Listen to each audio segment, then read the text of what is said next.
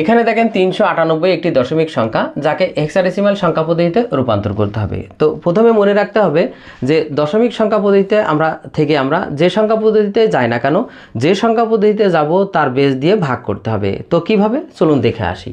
এখানে দেখেন 398 যেটা একটি দশমিক সংখ্যা, যাকে আমাদের হেক্সাডেসিমালের রূপান্তর করতে হবে। আর আমরা জানি হেক্সাডেসিমালের বেস কত, 16। তাহলে আমাদের এই 398কে 16 দিয়ে ভাগ করতে হবে।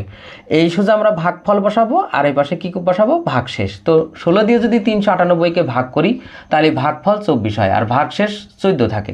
আর আমরা জানি 14 হেক্সাডেসিমাল সংখ্যা পদ্ধতিতে ই লেখা হয়, তাই আমি পাশে ব্র্যাকেট দিয়ে ই লিখে নিলাম।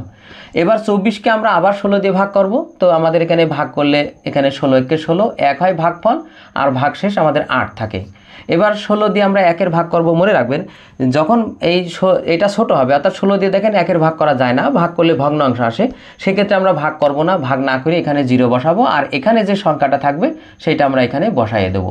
এবার আমরা অ্যান্সার লিখব। অ্যান্সার লেখার সময় দেখেন 398 যেটা আমাদের দশমিক সংখ্যা, আর আমরা হেক্সাডেসিমালে পাচ্ছি 18 আর ই।